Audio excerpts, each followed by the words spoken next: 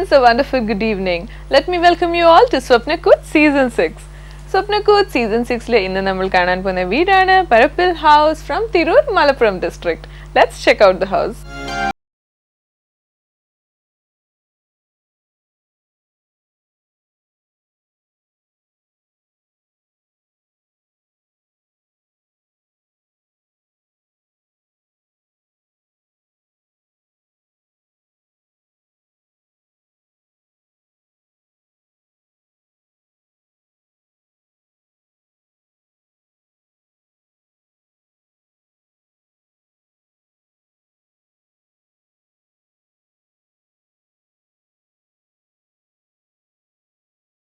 Talking about Parappil House from Malappuram district, it's a contemporary modern house.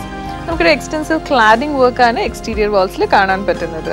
There is a huge front yard, പിന്നെ പ്ലോട്ടിന്റെ 2 കോർണേഴ്സിലായിട്ട് greenery കാണാൻ പറ്റും. They have ample amount of parking, that is covered parking and as well uncovered parking.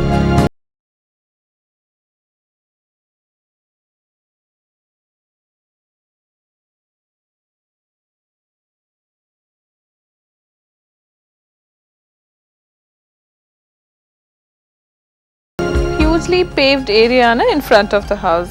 Now coming inside the house, what we first see is the welcoming area, that is the sit out area. It's a small sit out area, long wooden vertical single shuttered windows or 4 numbers la provide cheyidittundu. Also if you look at the main door, it's a nicely done wooden main door with glass element on either sides.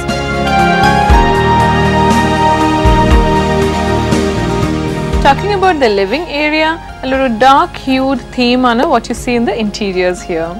The nalla reethiyil oru L-shaped cozy seating ആണ് provide ചെയ്തിരിക്കുന്നത്. You can see a minimalistic kind of a false ceiling that they have done here. Enough amount of LED lights ഇവിടെ കൊടുത്തിട്ടുണ്ട്. അതുകൊണ്ട് തന്നെ നല്ലൊരു enhanced lighting effect ആണ് ഈ റൂമിലോട്ട് വരുന്നത്.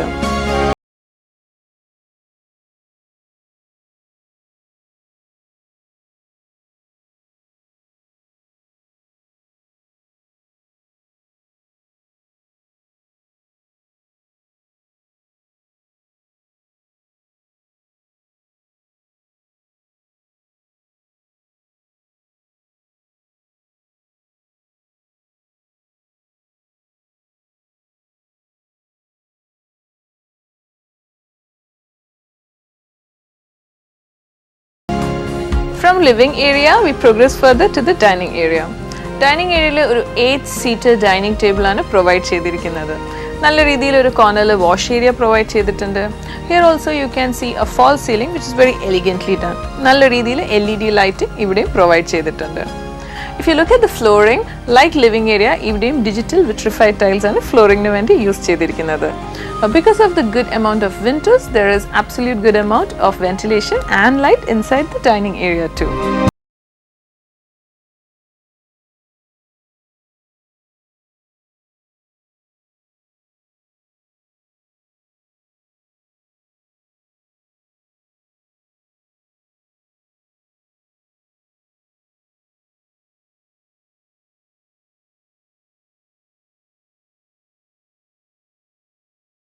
Living ആണ് വീട്ടിൽ provide ചെയ്തിരിക്കുന്നത്. One was the formal living area which we saw before. Now I'm talking about the family living space. Family living space ലും vitrified digital tiles ആണ് flooring ന് വേണ്ടി യൂസ് ചെയ്തിരിക്കുന്നത്. ഇവിടെ നല്ല രീതിയിൽ false ceiling ചെയ്തിട്ടുണ്ട് with wood paneling. An ample amount of light and ventilation is here because of the nice amount of windows. There is a beautiful seating that they have provided here with a center table.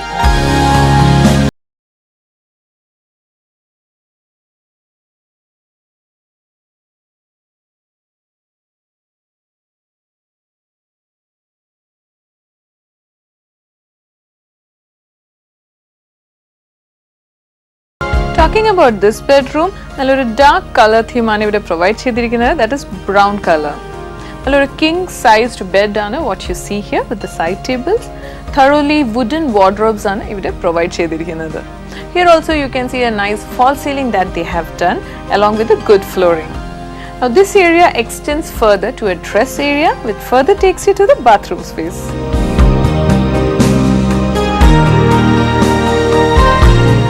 Swapnakoot Swapnakoot season 6 നമ്മൾ ഇന്ന് കണ്ട വീടാണ് പരപ്പിൾ house. നമ്മൾ കുറേ അതിൻ്റെ അകത്ത് features കണ്ടു, extensive wood work ചെയ്തിട്ടുണ്ട്. പിന്നെ ഒരു ഡാർക്ക് കളർ തീമാണ് പൊതുവെ വീട്ടിൽ യൂസ് ചെയ്തിരിക്കുന്നത്. Even if you look at the bedroom, നല്ല രീതിയിൽ ഡാർക്ക് ബ്രൗൺ കളറാണ് what they used with pure wooden wardrobes, പിന്നെ dark hued curtains, also wooden bed.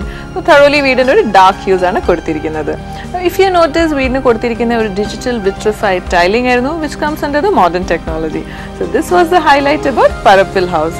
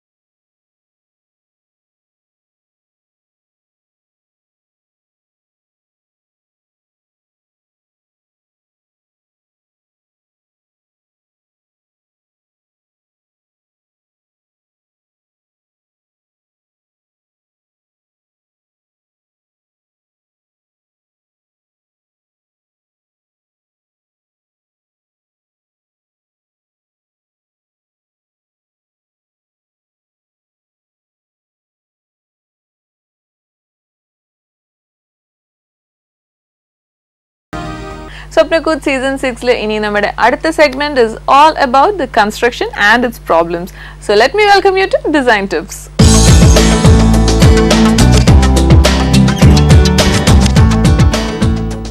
Design ടിപ്സിലേക്ക് എല്ലാ പ്രിയ പ്രേക്ഷകർക്കും സ്വാഗതം. ഡിസൈൻ ടിപ്സിൽ നമുക്കിന്ന് ടിപ്സ് നൽകാനായി നമ്മോടൊപ്പമുള്ളത് സെയിൻ ഗോബൈൻ അബ്രസീവിന്റെ R&D ഹെഡായ അബ്ദുൽ ഹാബിദാണ്.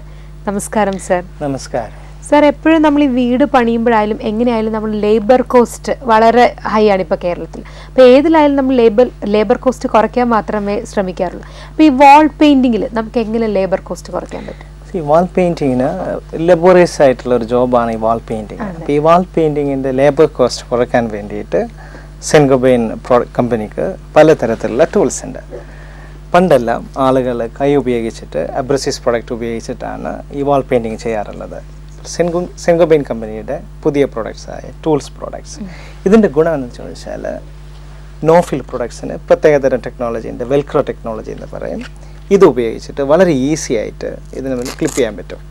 ഇപ്പം ഇങ്ങനെ ക്ലിപ്പ് ചെയ്ത് കഴിഞ്ഞ് കഴിഞ്ഞാൽ കൈ ഉപയോഗിച്ച് പെയിന്റ് റിമൂവൽ നടത്തുന്നതിന് പകരമായിട്ട് വളരെ ഈസി ആയിട്ട് ടൂൾ ഉപയോഗിച്ചിട്ട് ഈസി ആയിട്ട് ചെയ്യാൻ പറ്റുന്നത് കൊണ്ട് ലേബർ കോസ്റ്റ് വളരെയധികം കുറയ്ക്കാൻ പറ്റും, വളരെ ഈസി ആയിട്ട് ചെയ്യാൻ പറ്റും. പിന്നെ വർക്കേഴ്സിന് ക്ഷീണം തോന്നില്ല, കാരണം വളരെ ഈസി ആയിട്ട് മൂവ് ചെയ്യാൻ പറ്റും. കോർണർ സാൻഡിങ് വളരെ ഈസിയാണ്. അതോടൊപ്പം തന്നെ ലേബേഴ്സിന് ഒരിക്കലും തന്നെ ക്ഷീണം തോന്നില്ല, അവർക്ക് വളരെ ഫാസ്റ്റായിട്ട് ഇത് കവർ ചെയ്യാൻ പറ്റും. ഇതാണ് ഈ ടൂൾസ് കൊണ്ടുള്ള ഗുണം. സാർ ഇപ്പം നമ്മൾ പറഞ്ഞല്ലോ സമയം ലാഭത്തെക്കുറിച്ച് സാർ പറഞ്ഞു കഴിഞ്ഞു അല്ലേ.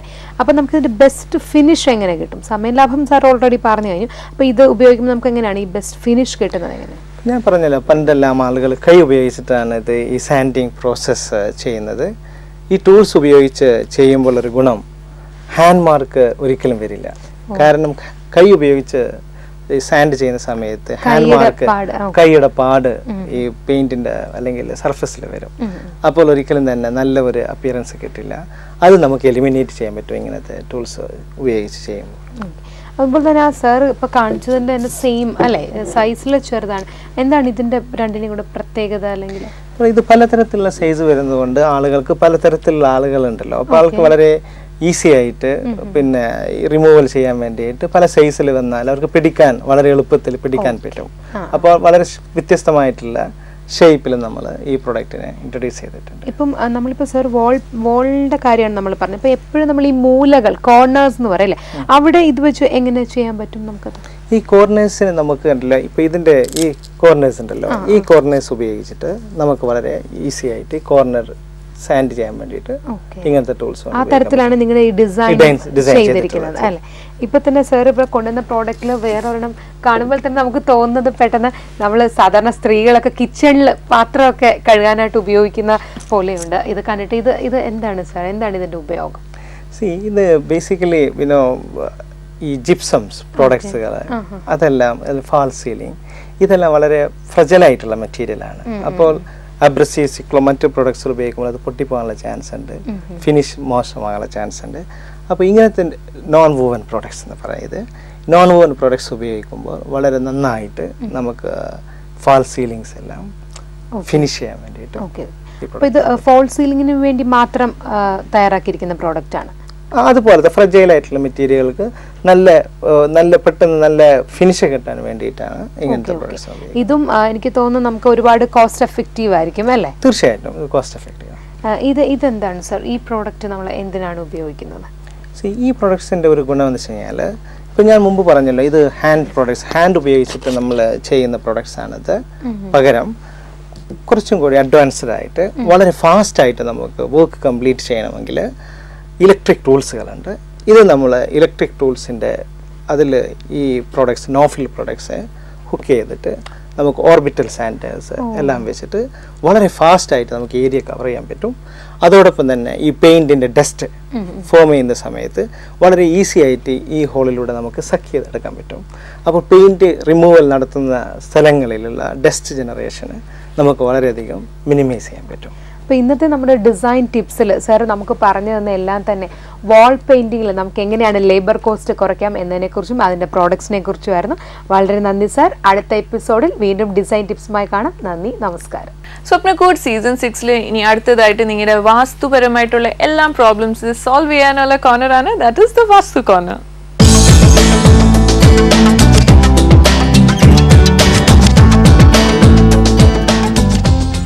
Hello all, welcome to vastu segment. നമ്മുടെ കൂടെ നമ്മുടെ vastu expert doctor R Velayudhan sir ഉണ്ട്.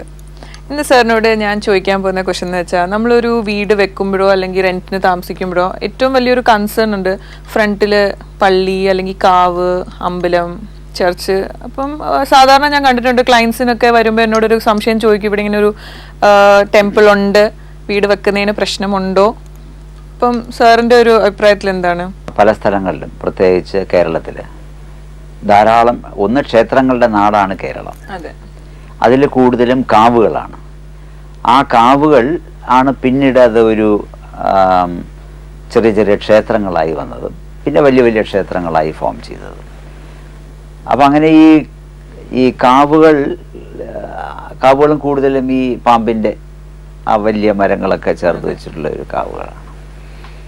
അതിൽ പൂജകൾ ചിലപ്പോൾ മുടങ്ങുമ്പോൾ ആ കുടുംബവുമായി, ആ കാവും ഒരു കുടുംബവുമായി എപ്പോഴും ബന്ധമുണ്ടായിരിക്കും. ആ കുടുംബത്തിലുള്ള ആൾക്കാർ ആരായിരുന്നാലും, വരുന്ന തലമുറയായിരുന്നാലും നേരത്തെയുള്ള ആളായിരുന്നാലും, ആ കാവ് കൃത്യമായി സംരക്ഷിച്ചില്ല എന്നുണ്ടെങ്കിൽ, അതിനുള്ള കൃത്യമായ പൂജകൾ ചെയ്തിട്ടില്ല എന്നുണ്ടെങ്കിൽ, ആ കാവിൻ്റെ ഫലം കൊണ്ട് ആ ജനറേഷൻസ് മുഴുവൻ, ആ ഫാമിലി മുഴുവനും എന്തെങ്കിലും ഒരു പ്രശ്നം ഉണ്ടാക്കിക്കൊണ്ടിരിക്കും. പ്രധാനമായിട്ട് 2 പ്രശ്നങ്ങളാണ് ഉണ്ടാകാറുള്ളത്. ഒന്ന് സ്കിൻ ഡിസീസ് ആയിരിക്കും, ഈവൻ ലെപ്രസി വരെ ആകാം. രണ്ടാമത്തത് കുട്ടികളില്ലാതാകുക. ഇത് രണ്ടുമാണ് പ്രധാനമായിട്ട്. അതുകൊണ്ടാണ് നമ്മൾ ഈ കാവുകളുടെ അടുത്ത് വീട് വയ്ക്കരുതെന്ന് പറയുന്നത്. അപ്പോൾ കാവ് ഉണ്ടെന്നുണ്ടെങ്കിൽ അതിന് ചുറ്റും മതിൽക്കെട്ടുണ്ടാക്കി അതിൽ നിന്നും കുറച്ച് മാറി തന്നെ ആയിരിക്കണം ഈ നമ്മുടെ വീടുകൾ. അങ്ങനെ വെച്ചാൽ കുഴപ്പമില്ല, എന്നാൽ കുറച്ചൊക്കെ നമുക്ക് പരിഹരിക്കാൻ പറ്റും. എന്നിരുന്നാലും കാവ് നമ്മൾ സംരക്ഷിക്കണം. അപ്പൊ ഈ നമ്മളുടെ തൊട്ടപ്പുറത്ത് പ്രോപ്പർട്ടിയിലാണ് കിടക്കുന്നെങ്കിൽ പോലും നമ്മളത് മതിൽ വെച്ചതിന് ശേഷം നമ്മൾ പ്രത്യേകം വീട് വെക്കുക. ആ കാവിലുള്ള പൂജ വിധികർമ്മങ്ങളെല്ലാം നമ്മൾ അല്ലെങ്കിൽ ആ ഫാമിലിയിലുള്ളവർ അപ്പൊ ചിലർ പറയണ ഞാൻ 2 വർഷമായിട്ട് മുടങ്ങി കിടക്കുകയാണ്, ഇപ്പൊ ഞങ്ങൾ എല്ലാവരും കൂടെ ഒത്തുചേർന്ന് നമ്മൾ അതിനൊരു പരിഹാരം ഉണ്ടാക്കി എന്ന്. എന്തിനാ അങ്ങനെ ഒരു തീരുമാനം എടുത്തത്? അപ്പൊ അവരുടെ വീട്ടിൽ എന്തോ പ്രശ്നം ഉണ്ടായതുകൊണ്ടാണ്. അപ്പൊ അത് ഉണ്ടായി കഴിഞ്ഞാൽ പിന്നെ അത് റെക്ടിഫൈ ചെയ്യാന്ന് പറയുന്ന ഇന്നത്തെ കാലത്ത് വലിയ പാടാണ്. അപ്പൊ അതുകൊണ്ട് ഉള്ളതിനെ സംരക്ഷിക്കുക. കുറച്ച് കാര്യങ്ങൾ എല്ലാവരും ആരെങ്കിലും ഒരാൾ ചെയ്യുന്നത്. പിന്നെ ഒരു ബിലീഫ് ഉണ്ടല്ലോ, ഇപ്പം ഒരു കാവിന്റെ ഫ്രണ്ടിൽ വീടാണെങ്കിൽ ഐ ഹേർഡ് ഇങ്ങനെ ലൈക്ക് നടുക്കൊരു റോഡ് വരാണെങ്കിൽ പ്രശ്നമില്ല, റോഡ് ഇല്ലെങ്കിൽ സാർ പറഞ്ഞോട്ട് പ്രശ്നമില്ല. ഏതൊരു ക്ഷേത്രമായിരുന്നാലും, അത് കാവായിരുന്നാലും ക്ഷേത്രമായിരുന്നാലും, ആ ക്ഷേത്രത്തിന്റെ നേരെതിരെ ഒരു വീട് വയ്ക്കാതിരിക്കുന്നത് നല്ലതാണ്. രണ്ടാമത്, ക്ഷേത്രത്തിന്റെ പടിഞ്ഞാറ് വശം താഴ്ന്നാണ് കിടക്കുന്നത്. ആ പടിഞ്ഞാറ് വശമാണ് നമ്മൾ വീട് വെക്കുന്നുണ്ടെങ്കിൽ അതും പാടില്ല. അതൊക്കെ അവിടെ തന്നെ അങ്ങ് വെക്കേറ്റ് ചെയ്ത് പൊയ്ക്കോളണം. പിന്നെ ആ ക്ഷേത്രത്തിന്റെ നേരെതിരെ മിക്കവാറും ഒരു റോഡ് കടന്നിട്ടായിരിക്കും വീട് വരിക. ആ റോഡ് വരികയാണെന്നുണ്ടെങ്കിലും പ്രിഫറബിളി അതിന്റെ മെയിൻ ഗേറ്റ് ഉണ്ടല്ലോ കുറച്ച് മാറി ചെയ്യുന്നതായിരിക്കും. സാധാരണ പഴയ ക്ഷേത്രങ്ങൾക്കെല്ലാം ഫ്രണ്ടിൽ ഒരു കുളം കാണും.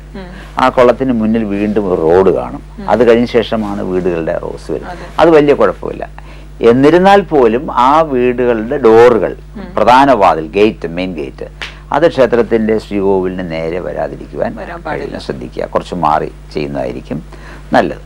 പിന്നെ പള്ളികളായിരുന്നാലും മോസ്കായിരുന്നാലും നമ്മൾ പ്രത്യേകിച്ച് ഈ പള്ളിയും മോസ്ക്, കാരണം നമ്മൾ ക്ഷേത്രത്തിന്റെ അടുത്തൊന്നും ബോഡി ക്രിമേഷൻ ചെയ്യാറില്ല. അതേസമയം പള്ളിയിലും ക്രിസ്ത്യൻ ചർച്ചിലും മോസ്കിലും ഒക്കെ നമ്മൾ ഇത് അടക്കം ചെയ്യാറുണ്ട്. അപ്പം അങ്ങനെ വരുമ്പോൾ ഡെഫിനറ്റ്ലി അതിൻ്റെ സ്ഥലത്ത് വീട് വയ്ക്കാതിരിക്കുന്നത് തന്നെയാണ് നല്ലത്. പിന്നെ ഈ ക്ഷേത്രങ്ങൾക്ക് തന്നെ പല രീതിയിലുണ്ട്. ദേവീക്ഷേത്രങ്ങളുണ്ട്, അതിൽ സൗമ്യഭാവമുള്ളതുണ്ട്, രൗദ്രഭാവമുള്ള ശ്രീകോവിലുകളുണ്ട്, അതുപോലെ ശിവക്ഷേത്രങ്ങളുണ്ട്. ഇതിന് ഓരോരുത്തർക്കും ഓരോ ക്ഷേത്രങ്ങൾക്കും ഒരു കണക്കുണ്ടെങ്കിലും അതുപോലെ അതിൻ്റെ ടവറിന് മുകളിൽ വീടിൻ്റെ ഇത് പോകാൻ പാടില്ല എന്നൊക്കെ പറയുന്നുണ്ട്. എങ്കിലും കഴിയുന്നതും ആ വീടിന് കോമ്പൗണ്ടിന് കുറച്ച് മാറി തന്നെ വയ്ക്കുന്നതായിരിക്കും നല്ലത്. അങ്ങനെ ഒരു വീട് നമ്മളിപ്പം വെച്ചിട്ടുണ്ടെങ്കിലും അവിടെ പിന്നെ ഇങ്ങനെ നോൺ വെജ് കഴിക്കാൻ പാടില്ല, ഫുഡ് അതായത് ആഹാര ശൈലികളൊക്കെ ഒന്ന് നോക്കണം, അതിലൊക്കെ ഒരു പ്രാധാന്യമുണ്ടോ? തീർച്ചയായിട്ടും നോക്കുന്നത് നല്ലതാണ്. കാരണം എന്താണെന്ന് പറഞ്ഞിരുന്നാൽ ഈ ക്ഷേത്രങ്ങളിൽ നിന്നും ഉത്സവ സമയത്ത് പുറത്ത് ദേവിയോ അല്ലെങ്കിൽ ദേവനോ എഴുന്നള്ളാറുണ്ട്. അപ്പൊ അതിനകത്ത് ഒരു ഭാഗം ചെക്ക് ചെയ്യുന്നുണ്ട്, നമ്മുടെ പ്രജകളെല്ലാം താമസിക്കുന്ന ആൾക്കാരെല്ലാം നല്ല രീതിയിലാണോ താമസിക്കുന്നത്. ഇപ്പൊ നമ്മൾ ഈ എഴുന്നള്ളത്തെ സമയത്ത് മാത്രം വെജിറ്റേറിയൻ കഴിക്കുകയും ഈ ഉത്സവം കഴിഞ്ഞ ഉടനെ നോൺ വെജിറ്റേറിയൻ അങ്ങ് സ്റ്റാർട്ട് ചെയ്യുന്നു. അപ്പൊ അതിന്റെ അശുദ്ധമാകാറുണ്ടെന്നുള്ളതാണ്. ക്ഷേത്രത്തിന്റെ പരിസരം എന്ന് പറയുമ്പോൾ ഏറ്റവും പുറം ഭാഗത്തുള്ള ചുറ്റുമതിലും അതിനുശേഷമുള്ള ഒരു നടപ്പാതയും അത് കഴിഞ്ഞതിന് ശേഷമുള്ള ഒരു ഏരിയയും വളരെ ശുദ്ധമായിരിക്കണം എന്നുള്ളതാണ്. പക്ഷെ അങ്ങനെയൊന്നും ഇവിടെ കാണാറില്ല. അതുകൊണ്ടാണ് കഴിയുന്നതും നമ്മൾ ക്ഷേത്രത്തിൽ നമ്മൾ കുറച്ച് ദൂരം നടന്നു തന്നെ പോയി പ്രാർത്ഥിക്കുക. ഇപ്പൊ എല്ലാരും കേട്ടല്ലോ, ക്ഷേത്രത്തിന്റെ തൊട്ടടുത്തോ മുമ്പിലായിട്ടോ ആണ് വീടെങ്കിൽ സാറ് പറഞ്ഞ കൂട്ട് തന്നെ ജസ്റ്റ് ഓപ്പോസിറ്റ്, അതായത് ഫേസ് ടു ഫേസ് വീട് വരാതിരിക്കാൻ മാക്സിമം നോക്കുക. ഗേറ്റിനെ ഒന്ന് തള്ളി വെക്കുക. അല്ലെങ്കിൽ പിന്നെ ആ ക്ഷേത്രത്തിൽ നമ്മളൊരു കമ്പൗണ്ട് വാള് കഴിഞ്ഞൊരു വീട് വെക്കുകയാണെങ്കിൽ പോലും ഒന്നി ആ കാവോ ക്ഷേത്രത്തിന്റെ ആൾക്കാരെ തന്നെ നല്ലതായിട്ട് നോക്കുന്നതായിരിക്കും. അല്ലെങ്കിൽ നമ്മൾ ആ വേണ്ട എല്ലാം ഫോർമാലിറ്റീസും എല്ലാം നമ്മൾ ചെയ്തിരിക്കുന്നതാണ്. അപ്പൊ ഇതൊന്നും നമുക്ക് ചെയ്യാൻ പറ്റുന്നില്ലെങ്കിൽ ഇങ്ങനത്തെ ഒരു പ്രോപ്പർട്ടി അവോയ്ഡ് ചെയ്യുന്നതായിരിക്കും നമുക്ക് കുറച്ചുകൂടെ നല്ലത്. Thank you so much, sir. Swapnakoot season 6 la inna nammal kanda veedana Parapil house. You saw a couple of features there. Also, not to forget the digital vitrified tiles which they use for flooring. I also hope that it was really informative. Our 2 segments, that is the design tips and the Vastu corner. Idevole pudhiya veedum pudhiya tipsumai veendum namukku kaanam. Till then, it's bye bye.